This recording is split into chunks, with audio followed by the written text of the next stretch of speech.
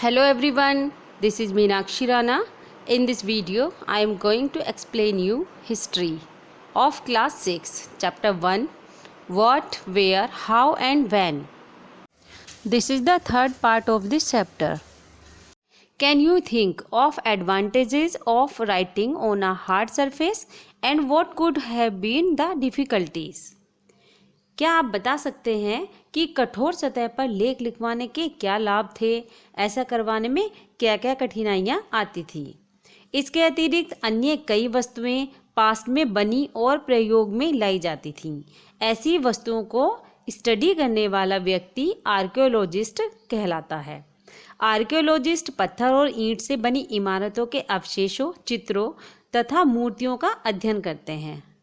वे औजारों, हथियारों, बर्तनों, आभूषणों तथा सिक्कों की प्राप्ति के लिए छानबीन तथा खुदाई भी करते हैं। इनमें से कुछ वस्तुएं पत्थर, पक्की मिट्टी तथा कुछ धातु की बनी हो सकती हैं। ऐसे तत्व हार्ड होते हैं और जल्दी से ये नष्ट नहीं होते। Students, look at these pictures. Left में देख सकते हैं एक प्राचीन नगर से प्राप्त पात्र है। इस तरह के पात्रों का यूज जो होता था 4700 ईयर्स अगो होता था।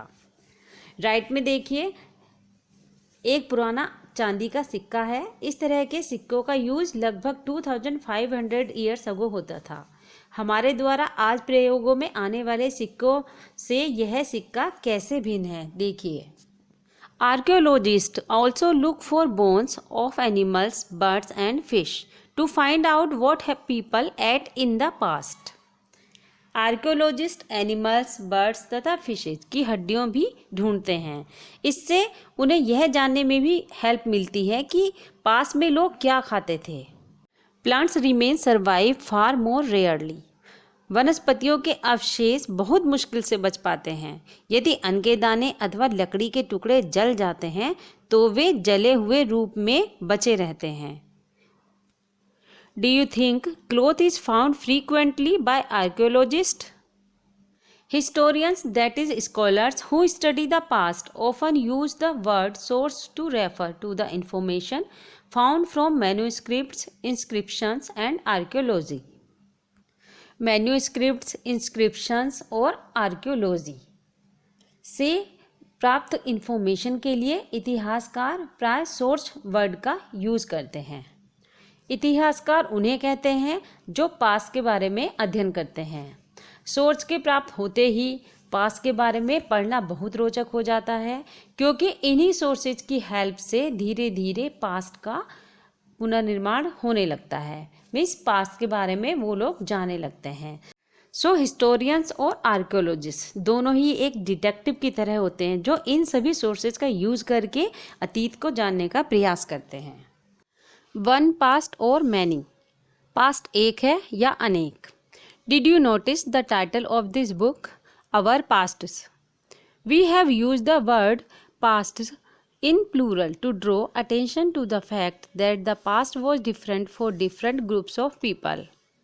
क्या आपने इस बुक के टाइटल को नोटिस किया है? Our pasts। इसका यूज़ प्लूरल में किया गया है। ऐसा इसलिए किया गया है कि अलग अलग ग्रुप के लोगों के लिए इस पास्ट के अलग अलग मीन्स थे।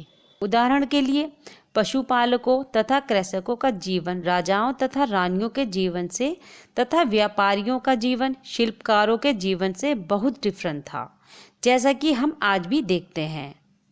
उस समय भी देश के अलग अलग हिस्सों में लोग अलग अलग व्यवहारों और रीति रिवाजों का पालन करते थे। फॉर एग्जाम्पल, आज अंडमान द्वीप के अधिकांश लोग अपना भोजन मछलियाँ पकड़कर, शिकार करके तथा फल फूल के संग्रह द्वारा प्राप्त करते हैं। इसके विपरीत शहरों में रहने वाले लोग खाद्य आपूर्ति के लिए अन्य व्यक्तियों पर निर्भर करते हैं। इस तरह के भेद अतीत में भी पाए जाते थे। Besides, there is another kind of difference. We know a great deal about kings and the battles they fought because they kept records of their victories. इसके अतिरिक्त एक अन्य तरह का डिफरेंस था। उस समय किंग्स जो होते थे अपनी विक्ट्री का लेखा जोखा रखते थे। यही कारण है कि हम उन किंग्स तथा उनके द्वारा लड़ी जाने वाली लड़ाइयों के बारे में काफ़ी कुछ जानते हैं। जबकि शिकारी, मछुआरे, संग्राहक, कृषक अथवा पशुपालक जैसे आम आदमी प्राय अपने कार्यों का लेखा जोखा नहीं रखते। आर्कियोलॉजी की हेल्प से हमें उनके जीवन को जानने में मदद मिलती है, हालांकि अभी भी इनके बारे में बहुत कुछ जानना शेष है। In the last of this chapter, we will discuss about what do dates mean. तिथियों का मतलब। If somebody asks you the date, you will probably mention the day, month and year, 2000 and something. अगर कोई आपसे तिथि के विषय में पूछे तो आप शायद उस दिन की डेट, मंथ, ईयर जैसे कि 2000 या इसी तरह का कोई और वर्ष बताओगे। वर्ष की यह गणना ईसाई धर्म प्रवर्तक ईसा मसीह के जन्म की तिथि से की जाती है। अतः 2000 वर्ष कहने का तात्पर्य ईसा मसीह के जन्म के 2000 ईयर के बाद से है। ईसा मसीह के जन्म के पूर्व की सभी तिथियों ईसा से पहले के रूप में जानी जाती हैं। इस बुक में हम 2000 को अपना स्टार्टिंग पॉइंट मानते हुए प्रेजेंट से पूर्व की डेट्स का वर्णन करेंगे। So students, that was your all chapter. I hope you have understood. If you like this video, please subscribe to my channel and don't forget to press the like button. Thanks for watching. Have a good day.